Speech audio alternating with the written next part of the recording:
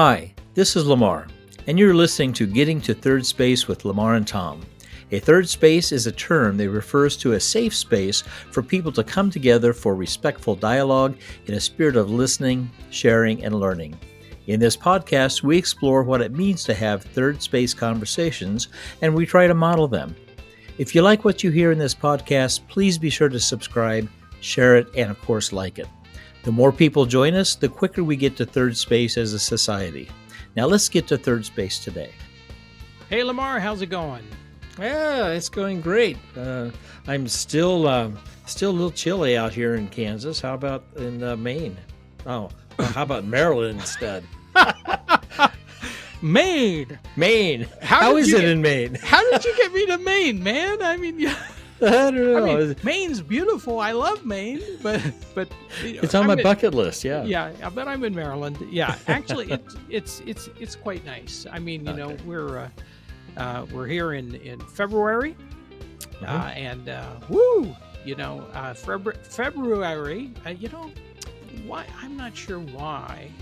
As a kid, I remember pronouncing February as February. Oh, and you always misspelled it that way. I probably spelled it that way too. Yeah. But February is known as one of the coldest months of the year, and you know, so I'm prepared. Well, this is recorded obviously, you know, a little bit before we released it, and this morning I did get up, and it was a -1 with somewhere between 6 and 8 inches of snow with a base of ice. And so it was like, you know, winter is here, my friend. Yep, it is. And, you know, truth be told. Okay. So in reality, I'm not cold. I mean, I you know, at the time this is coming out, I'm in recovery from a surgery that I had. Yes, you are. You're looking pretty good. And thank you very much. Woo! You know, and I am, and I am snuggled down in my bed, just relaxing and enjoying, and I'm being waited on, hand and foot. Well, maybe not waited on like that, but you know, I'm sure you're well taken care of. I'm being well cared for by Ebenezer the dog and by my wife. Yep. Both of whom love me and make sure that I'm well fed and behaving myself during this recovery. So anyway, that's what's really happening behind the scenes. But now we're going to go back to the interview that we did with Heidi and Guy Burgess back on January 6th of this year. And we're going to continue that interview, and please give it your full attention. Yeah. Back it up, listen to it again if you need to. There's a lot here. There is a lot here. Make sure you take a look at the show notes, because there are connections there to the articles and the regular up to 3 times a week articles that come out from Guy and Heidi, and they're definitely worth checking out. Absolutely. You want to open the door to the studio? Oh, sure, absolutely. Here it goes. Boy, we need to oil that door, don't we? See you later, Lamar. All right, bye. You know, when I think of the disenfranchised, and I think of the moderate voices, and to hear the percentage of that voter population that may be, I think of the people that I know and that I've had connection with over the years that would fit into some of those categories. You know, I spent a number of years working in manufacturing, and, you know, daily interactions with, you know, people who were laborers, people who are assembly workers, people who were welders, and you know, taking home a wage that sounds good maybe, but really doesn't get them very far in life. There was a song that came out this past summer called "Richmond, North of Richmond." I don't know if you are familiar with that, by Oliver Anthony. Made a huge hit, and basically was just a reminder that that there are people, many people, who are waiting to hear, "How are you going to help me?" You know, that message. And it's one of the things that I feel that I had always thought the Democratic Party was really listening to. But in fact, as you're suggesting, that possibly uh, the change in demographics, the age, the wealth, the education may have actually distanced some of our louder voices from that population. Um, I also heard from the Republican Party more direct comments and more direct promises to that population in the last election cycle. Can you speak to that a little bit? What are you noticing and what are you hearing? Um, well, first of all, going back to this critical race theory and DEI and all of Mm-hmm. that, is that there has been a shift in Democratic politics or the politics of the Democratic Party in two notable ways. One is that it is much more the party of the relatively wealthy and the highly educated than it used to be. And there is a vast cultural gulf between those who come out of universities and those who don't. And part of the problem is that the um, more educated segments of our society, I think, frankly, view the less educated with a considerable amount of disrespect and disdain. The thought of actually living in Billings, Montana, or Gillette, Wyoming, is something that no, you just couldn't. And that disrespect, I think, filters through. Yeah. Um, when you define, there are people who've really gotten a raw deal in life, and I think are entitled to, if we're going to be an equal opportunity oriented society, they're entitled to some assistance.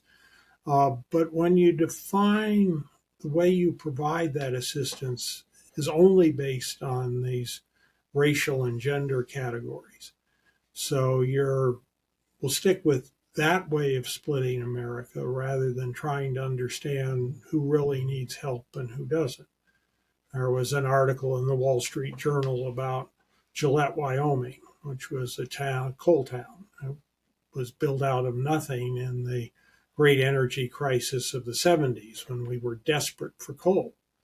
And they have these monstrous coal mines. Now, coal is on the outs, largely due to fracking and other things. And they're in tough shape.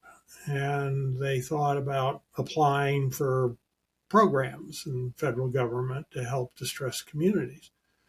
And at least, as reported in this article, and you always have to view these with a little bit of suspicion, that they didn't qualify because they didn't have a large enough percentage of people of color in their community. So there was a racial test in allocating economic assistance. And things like that, I think, help explain why a lot of working class folks are migrating away from Democrats toward Republicans. I mean, Donald Trump does not ooze disrespect for them, and too much of the left does. Another example is much of the left after George Floyd's murder was calling for defunding the police. And most people living in the Black communities, by and large, were not for defunding the police. It was the rich, educated whites who were clamoring for that. Insecure communities. Yeah. This is the phrase luxury beliefs that that the left has been accused of favoring all sorts of policies that sound good, but they don't bear the costs when they don't work.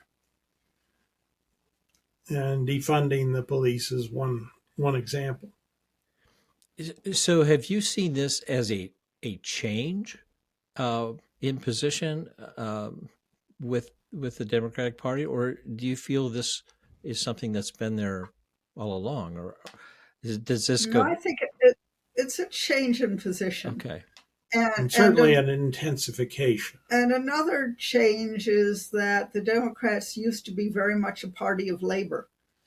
And starting, I think, again, I'm not a historian, but I think I remember reading that starting with Clinton, they started to move away from labor and towards management. And so, and they started to move away from focusing on class differences to focusing on racial differences. And this is something that's happened from Clinton forward. Now, there's another article on our Substack. We call it the 51% hammer effect. And I think it's a kind of a game theory explanation of why we slide toward this hyperpolarized bifurcation of society. And the basic argument is that in a democracy, if you can get a 51% majority, that is enough, maybe 51% of the vote, but enough power to just barely seize control of the government, then you can use that power to hammer the remaining 49%. So you've got 49% of the population to take things from, and you distribute it to 50% of the population, 51%. So everybody gets a pretty good deal out of it. Now, if you were to aspire to, say, getting a 70% thing, then you'd get 70% of the vote, but you'd have then be obligated to distribute the spoils of your victory to 70% of the population. And you'd only have 30% of the population to hammer. So you've got a smaller resource base. But one of the things, I even wrote about this as a graduate student. One of the mysteries about U.S. politics is how many elections are so close. Right. And if you don't have an incumbent that's got to run on his record, whether he likes it or not, if you've got sort of two fresh candidates, they have a way of being within 1% or 2%. And the reason is that there are very sophisticated calculations being made about, okay, what do I need to do to get this group? And so you think about, okay, they want this, and so and who's going to be mad if I do that?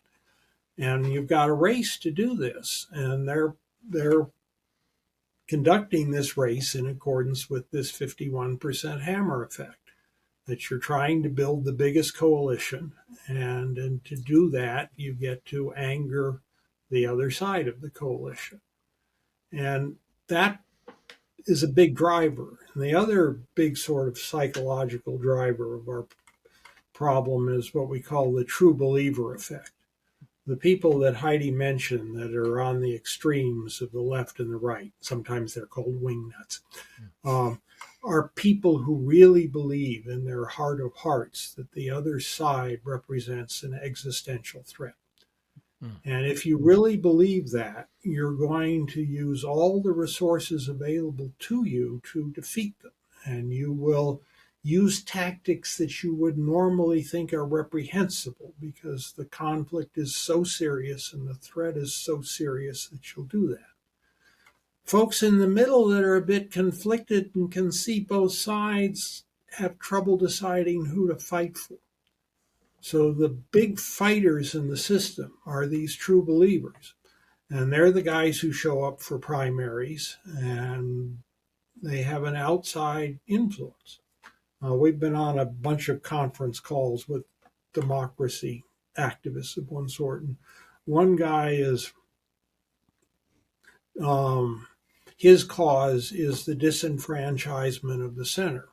And there are all sorts of rules, partisan primaries and that sort of thing, that essentially give moderate voters much less voice in the government than the extremists on each side.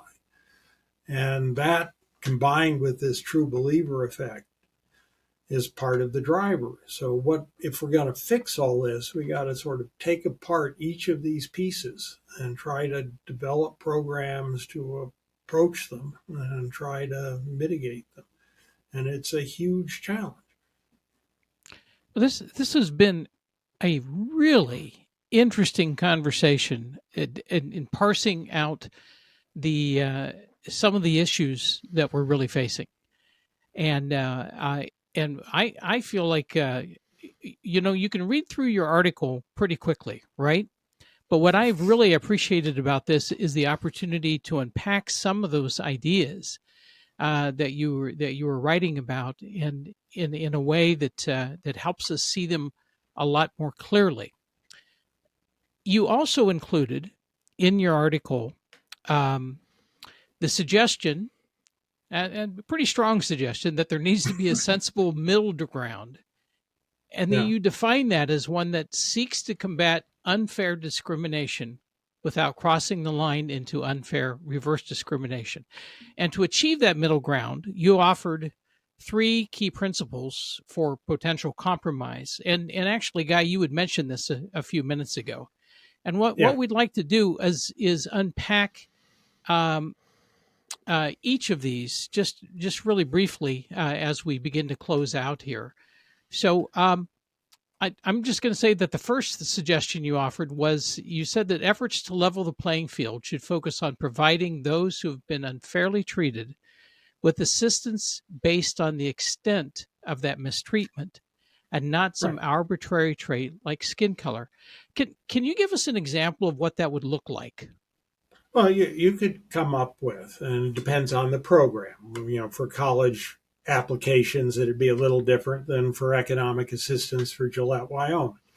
But basically, you ask a bunch of questions, and you could figure out which that determine the degree to which a particular community has, well, basically faces an uneven playing field, that their schools aren't good, the economy, whatever. And then you try to channel assistance to those communities based on need.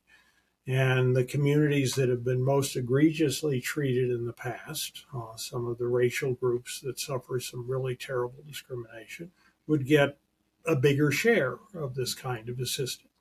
Communities that have moderate amounts of difficulty would get less share. So you're less hung up on proportionality and more. Then what that does is it transforms assistance programs away from the Democrats' bifurcation of oppressor versus oppressed into a common safety net that benefits everybody. So they know that when their community faces tough times, there'll be some assistance there. That takes it from something that's an either us versus them fight into a community wide effort to strengthen society as a whole. So that I think is one big plank. The other big plank that we laid out in the essay is we would need to cultivate a flatter value added hierarchy. And all societies need a social hierarchy. And you do want to pay some people more for acquiring skills that take a long time to acquire, for doing more dangerous and more difficult work, to get people to do that sort of thing. But the difference between the upper and lower levels of the hierarchy does not need to be anywhere near as big as it is now. Mm-hmm. In the 50s and 60s, the differences between CEO pay and worker pay on the assembly line was much, much less than it is now. So we could flatten that and focus on the value people add to society. The building trades, various caring professions, all of these folks really add important value to society, and they don't get the kind of prestige and compensation that they deserve. And at the same time, what you want to do is to diminish the amount of prestige and compensation we give to people who simply claim value created by others through sophisticated hedge fund private equity schemes, for example. You get too much prestige for being a billionaire hedge fund manager and not enough for being a fireman that is there when you need it. So if we would rethink the hierarchy and try to, that would go a long way towards reducing tensions. The truth is, we can't deal with the inequality problem by putting everybody on top. The way we deal with it is we treat everybody with respect based on and encourage them to add value to the society. And the last plank in this is focuses on cultural issues. And what it really is an attempt to close what we call the secular humanism loophole. That in our society, we have freedom of religion. The state cannot sponsor and endorse and favor one religious view over another. So you have different religious communities that have different ideas about relationships and family and sex. But what's happened is that and this is something that's come out of the progressive left, the notion that if you have values that don't come from a divine religious origin, then they're somehow not covered with the prohibition against teaching religious values in schools. So if you want to teach conservative family values in schools that come out of a religious background, you can't do that. But in those same schools, if you try to question progressive family values regarding gay marriage and all of this, the whole cluster of gender issues, you can't even criticize them. And so you get an imbalance, and that's a big driver of the culture wars. And it seems if we would just treat cultural beliefs the same, regardless of whether they come from divine or secular teachings, that would get us through a lot of the most divisive issues that we face now. Well, you kind of took us right through those three planks there. Yeah, thank you. And I want to loop back on a couple of them just a little bit, if that's all right. Sure. I want to start with this one in terms of the cultural beliefs, because one of the things that has been emerging the last few years has been a growing movement that's been known as Christian nationalism.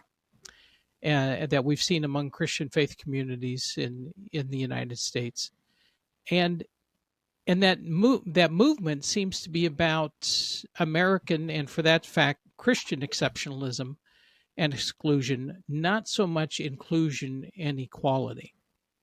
And we've seen this. Lamar and I have seen this in our denominations as well, and we are members of two of the historic peace churches, the Mennonites and the Quakers.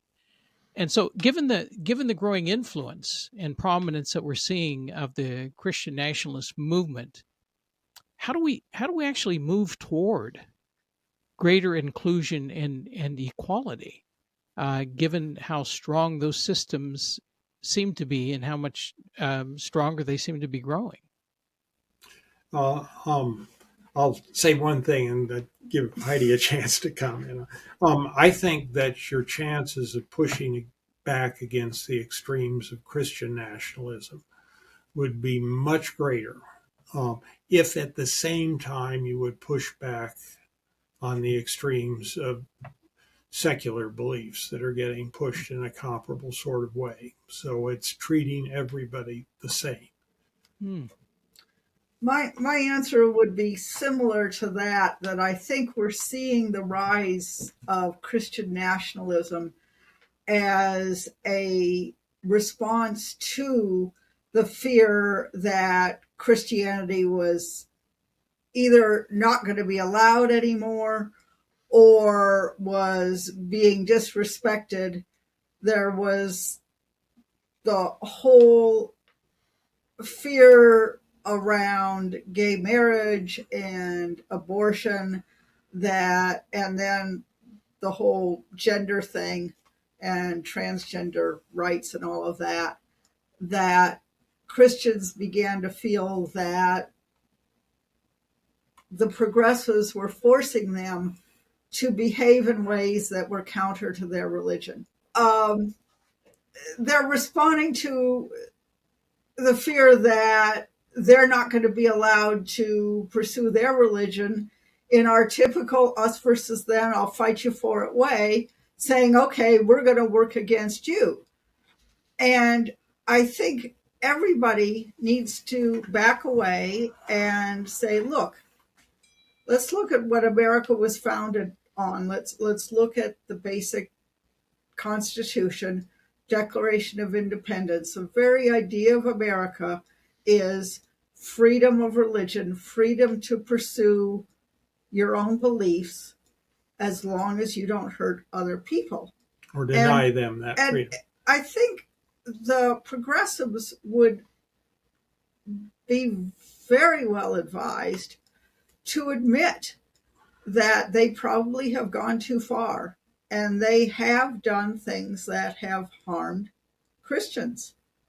And if they were to acknowledge that, yes, some of these things are harmful to Christians, so could we talk and figure out a way where we could honor your beliefs and you could honor ours? That might work. But I think part of our problem is we hang out on the left. So we hear a lot more of the conversation on the left than we do on the right. But I'm sure the conversation on the right is similar, that neither side wants to admit that they've made mistakes. We just double down on whatever we did and do it harder and figure we'll win next time. And we've been reading all the Democratic postmortems about what went wrong. And a lot of it is, we weren't progressive enough. We've got to be more progressive. Doubling down isn't going to help. We need to begin to look at what we're doing wrong and reach out, begin to accept the fact that the other side actually has some legitimate grievances. Christians do actually have legitimate grievances, but so do Muslims and Jews and all sorts of other religions and atheists. We all have legitimate grievances. Let's figure out how we can meet everybody's interests and needs simultaneously. Well, thank you. I appreciate that, and it sounds like you are aware of some of the things that certainly have crossed our desks as well in terms of Christian nationalism and responses to that. I think the greatest challenge, I love what you're saying, that we have to come to a place that we go back to thinking about, what do we understand to be the role of religion in our country, in the United States. And part of that is that we learn to put it, I guess, in these terms, perhaps live and let live, right? Right. And yet at the same time, there is real fear. There's fear on the left that the right cannot live and let live. The Christian right cannot live and let live. And there is fear on the Christian right that the left cannot live and let live. I'm not sure how we get around that. I'm not sure how we actually get back to that place where we can. I think we have to this is a typical peace building strategy, is that both sides need to make what's known as conciliatory or disarming gestures to prove to the other side that, yeah, actually, we are willing to live and let live. As long as we keep on doubling down on our hurtful rhetoric, no, it's not going to work. We're going to keep on swinging back and forth and back and forth. If we want to get off that pendulum, we're going to have to be willing to, again, listen and respect and respond to legitimate concerns and needs of the other side. Yeah. And it's a risk if you do that unilaterally, that the other side won't answer you. But if you don't, you can be sure that you're going to do this pendulum, which swings farther each time. It doesn't obey the law of physics, which has pendulums slowing down, coming to the center. The political pendulum is opposite. It swings farther and farther until somebody's willing to quit pushing it. Mm-hmm. And either side could be the one to stop pushing it. And it's a gamble, but it strikes me that it's a gamble that's worth it. I think that is the fear. The fear is that if we stop pushing that, if one side says we will stop pushing that the other side will continue to push it, and that all is lost.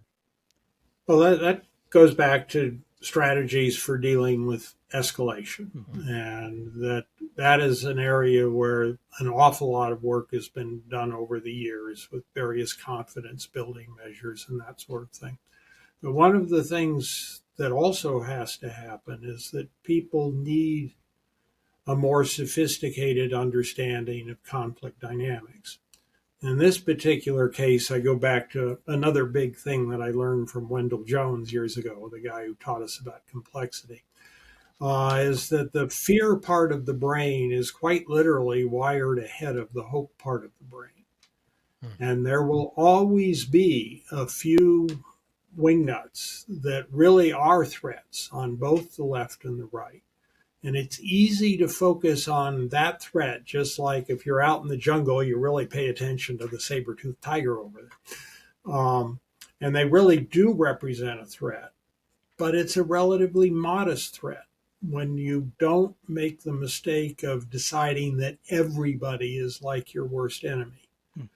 That what you want to do is say, okay, that I'm going to be against, but all this other stuff I'm for. And we need to learn how not to overreact when confronted with threats and how to reach out to people who maybe are trying to decide which side to support and try to defuse some of these tensions at a time when we have a media ecosystem that has figured out she can make a lot of money by pushing fear-based content at people.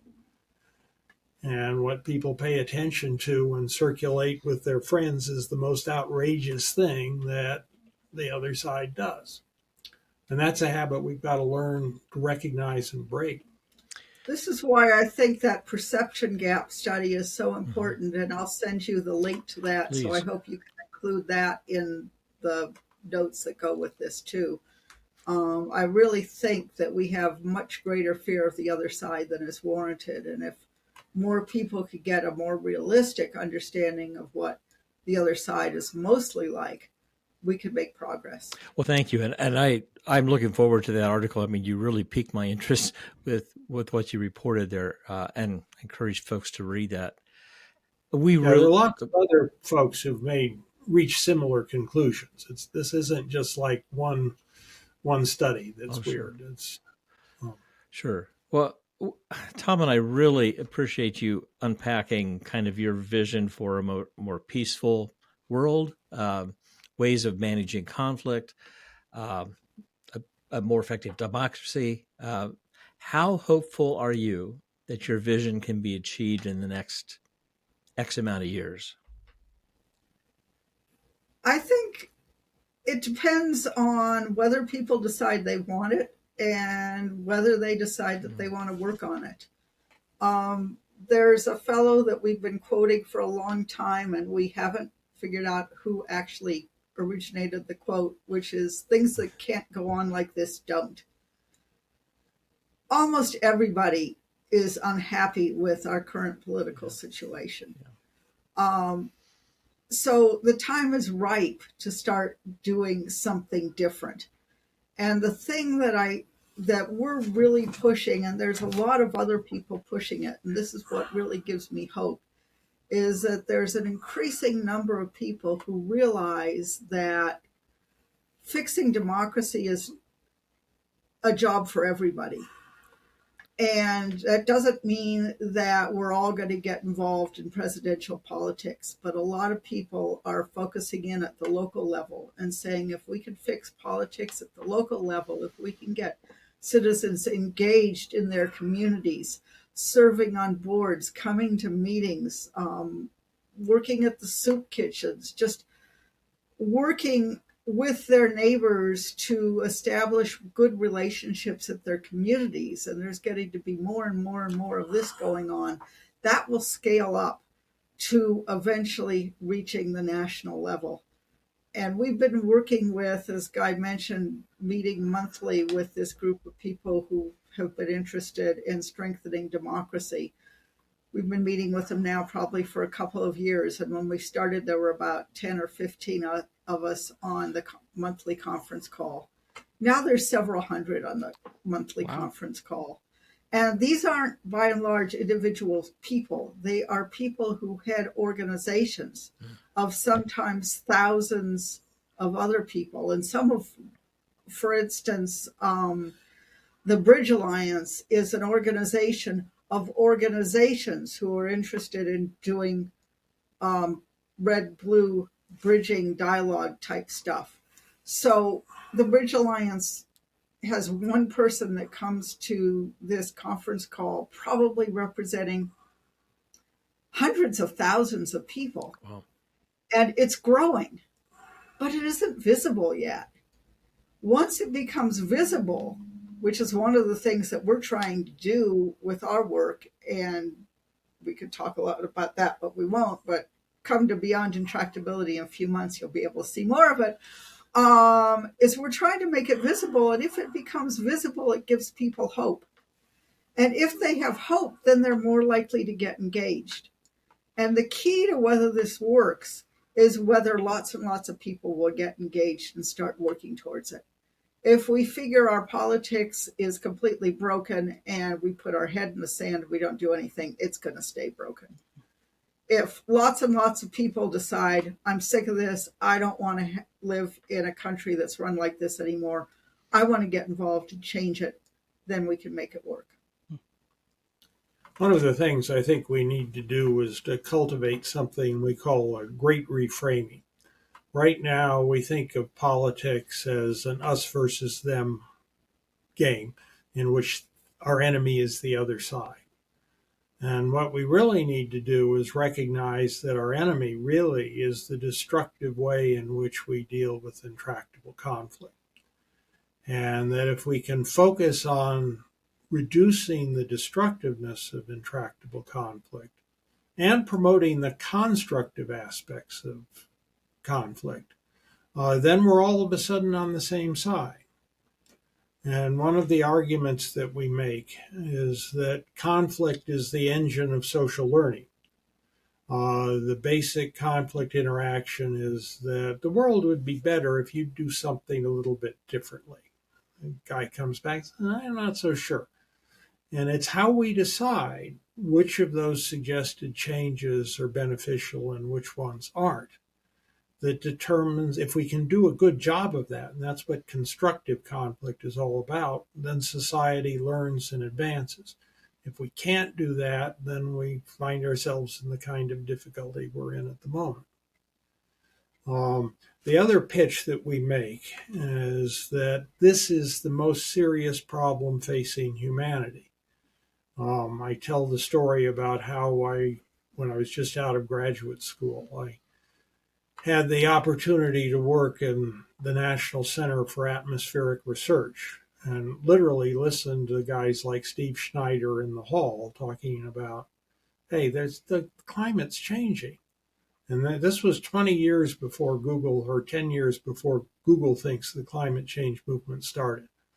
When they were just doing the initial studies where they're figuring out humans are changing the climate. And they said, my God, we're all of a sudden not climatologists. We've got to figure out how to change the world. And in a sense, and we've been trying to push this on occasion, that we need a similar kind of realization in the conflict field, that this is something that not just a few people can do, but like climate, the society as a whole needs to do. And we need to understand that the way we approach conflict is making it impossible for us to solve any other problem. So we ought to learn how to fix that. Including climate. Yeah. Well, we like to give you the final word in a sense in these podcasts, and that we always ask our guests to ask us any question you would like to ask. And we have seen the questions you're going to ask us, and it's like we're slightly worried about it. A bit intimidated. We're a bit intimidated, and even more so after this conversation with you. But go ahead. hit us with your best shot, and we'll see what we can do we here. weren't meaning for them to be adversarial at all. Not at all. No. No.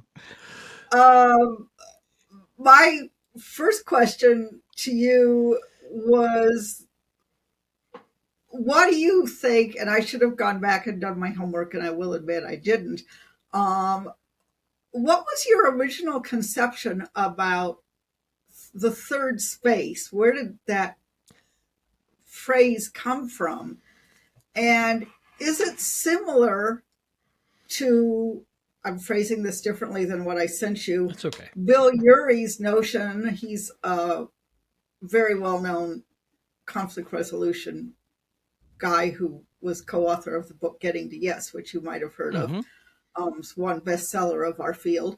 And he wrote another book, which I think was better than Getting to Yes, which was called The Third Side, which was basically the pitch that it's not this side or that side. It's a third side, the middle, as we're calling it. How does your notion of third space relate to our notion of needing to find a middle ground, a middle way? And assuming it does, if it doesn't, then conversation will go one way. But if it does, then the question that we ask lots of people is, how do you scale that up? Because it's wonderful that you and we are having this conversation now, but how do we get more people to have conversations like this? How do we get more people trying to find a third space or a third side? Well, Lamar, you wanna take the first shot at that? Well, yeah, and as you were kind of asking that question, I was thinking about how in the world did we get here? Tom and I both got very frustrated during COVID times, like millions of people did, right? And Tom and his wife and my wife and I had a weekly coffee over Zoom, and we would talk about the challenges of COVID, the challenges of information and disinformation, and how it impacted us personally and our families. And at that time, I was working in a manufacturing company, and how it impacted employees. And it was just forever trying to educate and re-educate. And I think for me, when we were talking about this, I said there has to be a better way for us to sit down and talk about the things that are so emotionally charged in ways that get us to move forward. I know there are ways to do that in certain situations, but with these big topics, or maybe they're just personal topics, how do we have those conversations? How do we help people have those conversations? And as we kind of played that out, eventually we said, hey, let's have a podcast, and we'll do five sessions. We're done, right? Five presentations were done as we explore this. Tom, you came to me with this title, Third Space, with the idea that it was a place where people come together in a safe place, a place where we're differ. You and I differ sometimes, but different ideologies, maybe different viewpoints, thoughts, and that using those techniques that Heidi, you talked about, the active listening and really understanding how to listen and to be open to being at a different place than where I started from. Those were the kinds of things that I find valuable. And so as Tom and I chatted about that, Tom came to me with this idea of third space, and I liked it. I think it was something I wanted to explore. And I think that it brings a lot of the tools that maybe we've used over the years in our different roles, different jobs that we've had, different careers that we've had, as a way to maybe help those help people find a way to communicate in a healthy way where maybe progress can happen, where maybe we can resolve things, and where we can learn and move ahead on whatever those issues are we're talking about. That's kind of where I came from. I don't know, Tom, Mm. what's your thought? Well, I think you said it really well, Lamar. And what would I add to that? I think I would add that um, I think that there is some resonance with what we're trying to do here, with what you're trying to do in your life's work, um, on a much smaller scale. In that we through that pandemic period, we would occasionally encounter people in which we just found it really challenging to have good conversations with them about what was going on and about what we were seeing on the news and what was happening around us. And we felt like if there's anything we can do to help people find a space where they can actually have those conversations in a way that's without vitriol, that is respectful, then that's a contribution that we can make. And to the degree that we're successful with that, or the people are successful in doing that, it has the effect of depolarizing people, and hopefully bringing them together to see what some of those values are that they hold in common. An example that was kind of running through my head on this is that I come out of the world. I spent about 30 years working in adolescent reproductive and sexual health, or what some people would call sex education. And there was always, I traveled the country for a time, doing presentations in schools and meeting with community groups. It wasn't always the easiest job. There were times when I was stalked. There was times when I was threatened. There was times when Wow. I just really felt like I was in some danger in communities from people that thought they knew what I believed, and thought and felt very strongly that I was in some way harming their community. And yet at the same time, often when you would sit down and talk together, what you would find is that the one thing that we had in common was that we agreed it was never a great thing for our children to end up pregnant before they were ready. Now, how we prevented that oftentimes kept us on very opposite ends of the spectrum. But we agreed that that was not a good thing. That was the healthiest thing for young people, was to remain pregnancy free, to remain disease free, to remain free of HIV and AIDS. And how we accomplished that was the point of conflict. But the value that we held was similar. And if there was ways that we could have gotten there, or use that in a way to find points of agreement on how our strategy might go forward, that was always great when it happened, but it didn't always happen. But my feeling was that if we could find those points of value that we agreed upon, then there was some depolarization that could take place. Your question about how you scale this. Lamar and I were debating this before before we started. Actually, when Guy was testing out his system, right? And Guy came in the middle of our debate.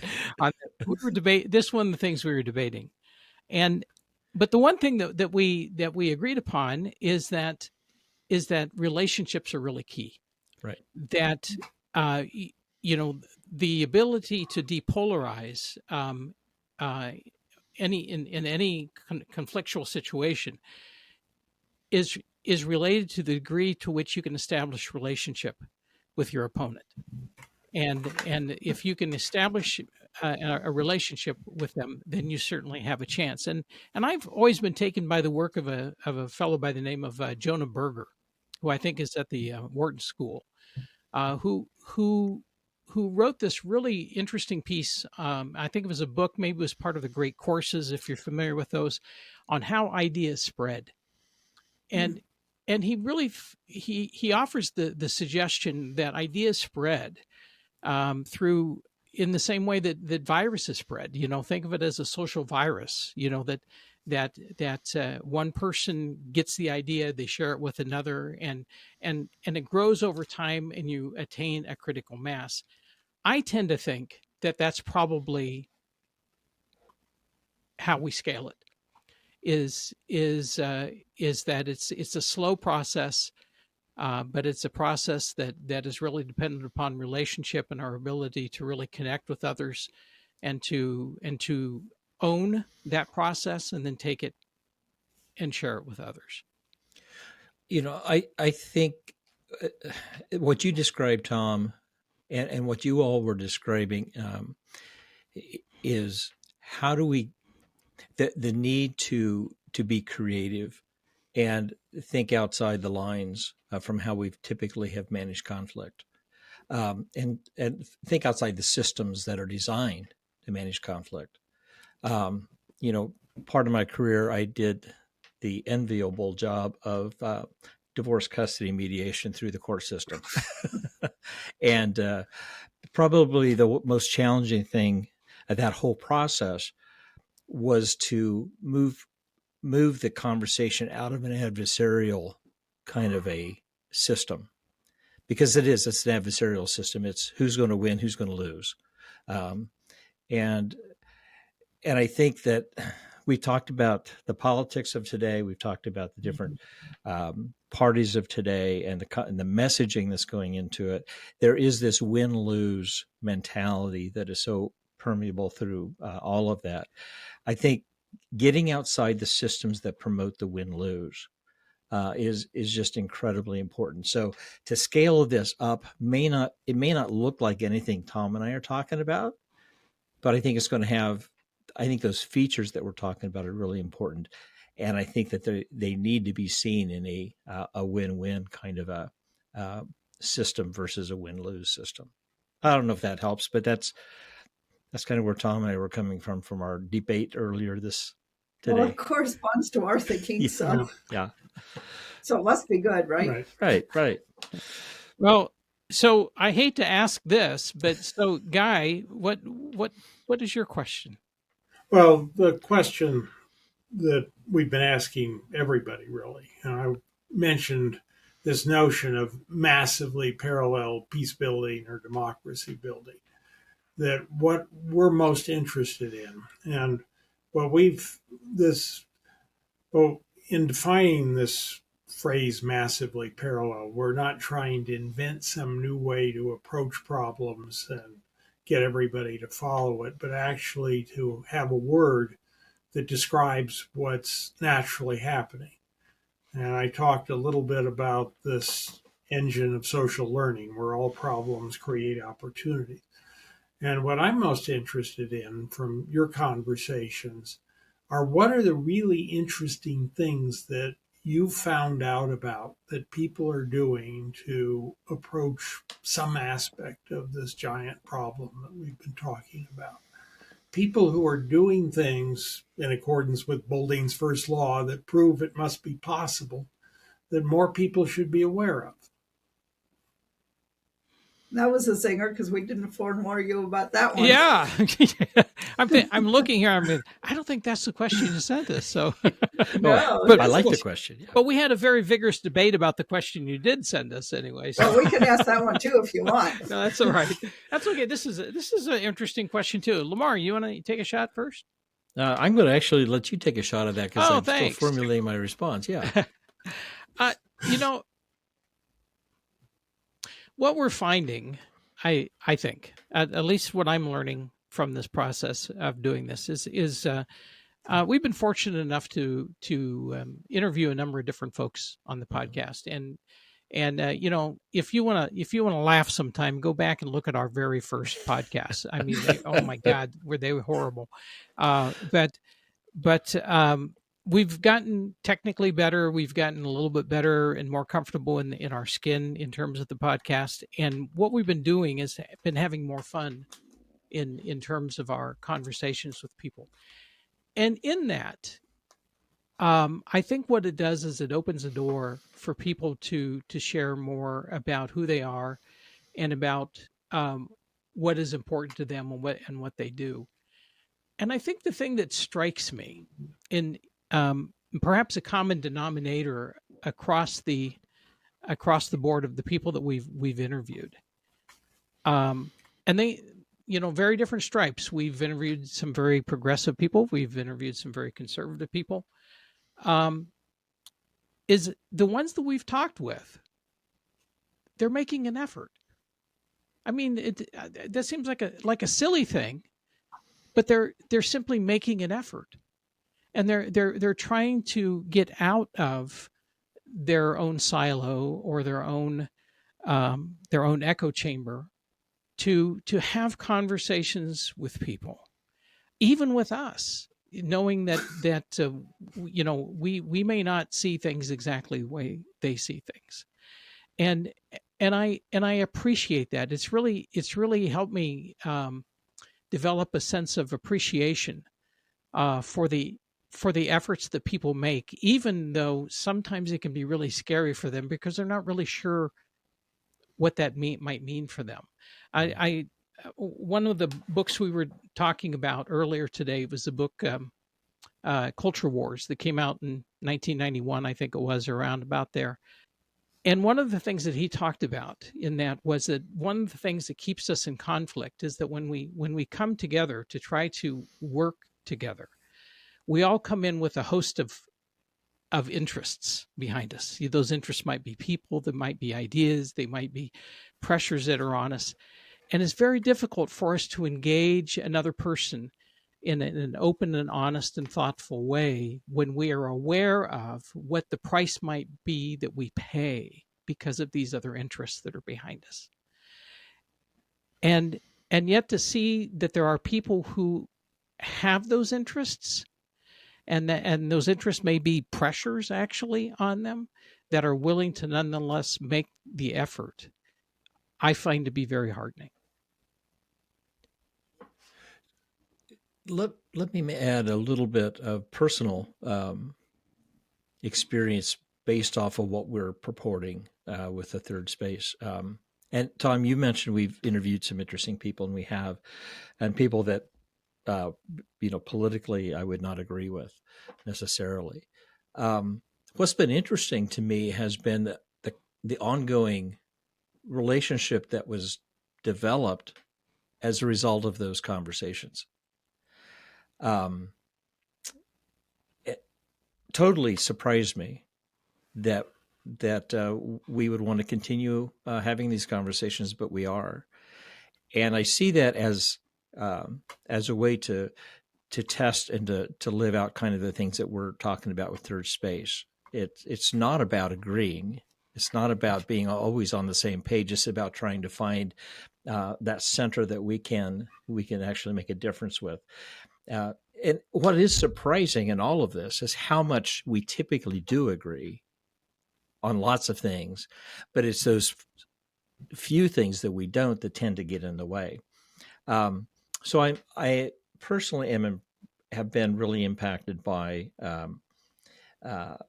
what we've been doing and how it has lived out in a way I was hoping that it would.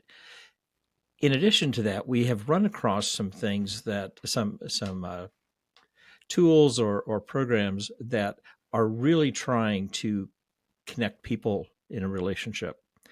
We have one of our folks from the UK who has put together a program based off of joining with people around the world in conversations, not necessarily about anything in particular, but just developing relationships.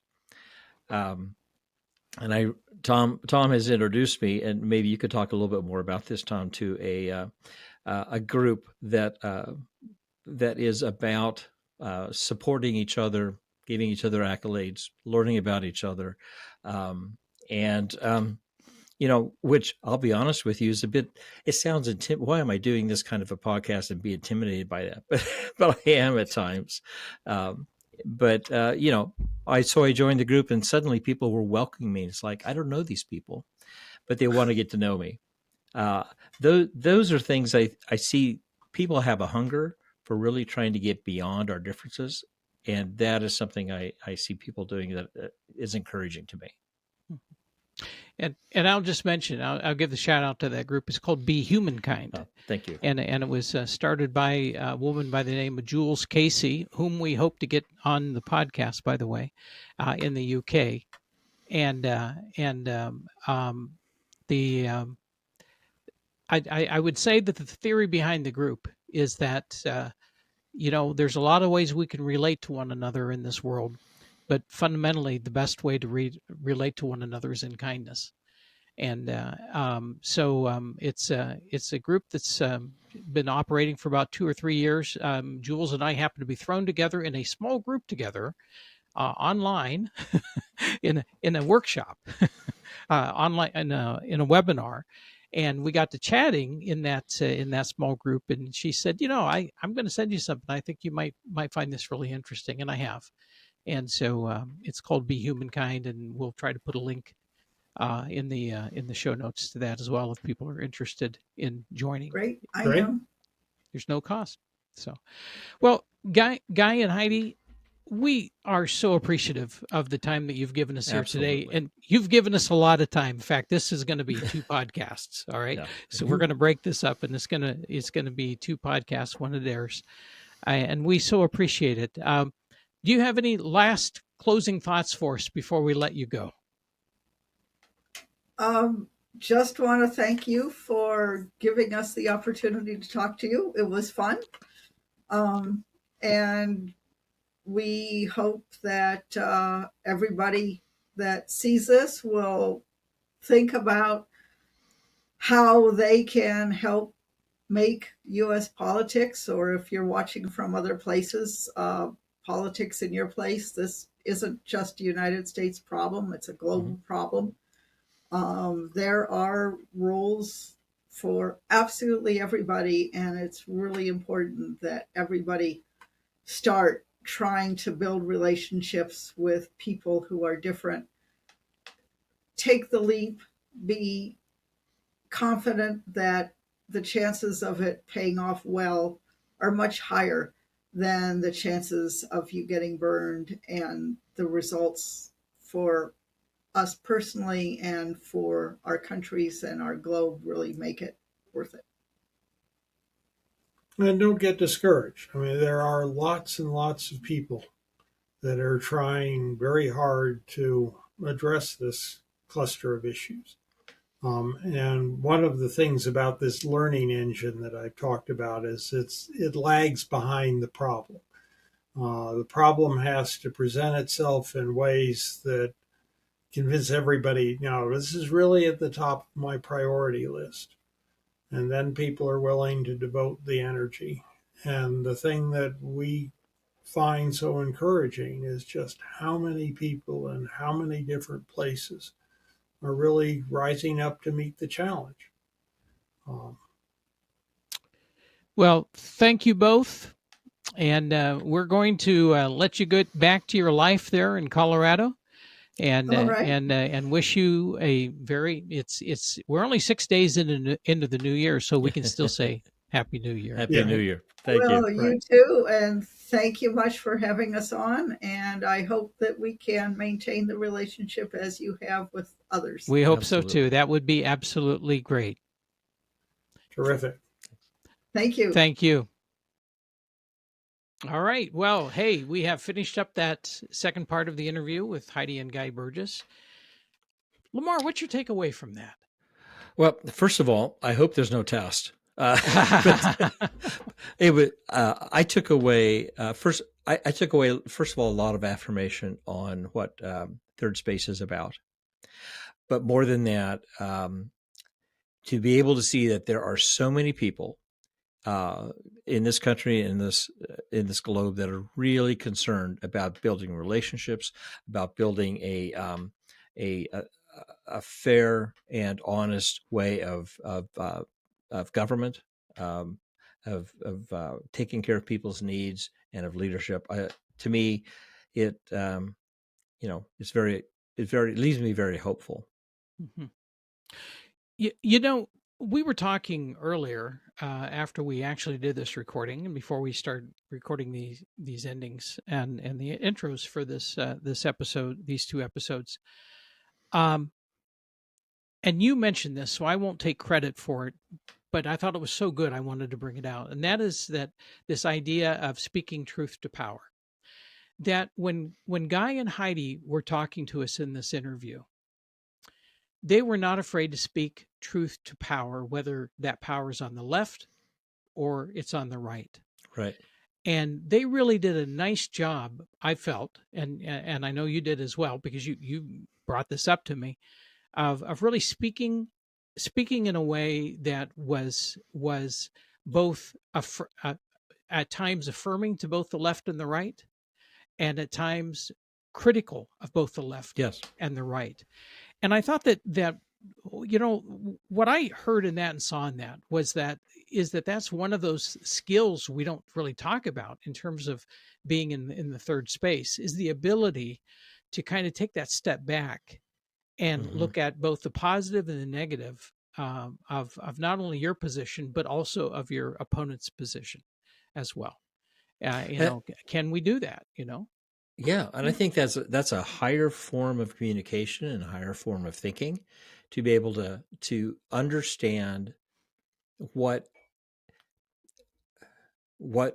others from a different perspective are believing and experiencing, and identify not just what we don't agree with, but what we do agree with, and to be able to challenge the kinds of things that are worthy of being challenged, regardless of whether that fits any political, a political perspective or not. I appreciate that level of thinking and that level of scrutiny, and they brought that to this conversation. They really did. Well, I hope that folks will check out the work that they have done on Beyond Intractability and in their other sites.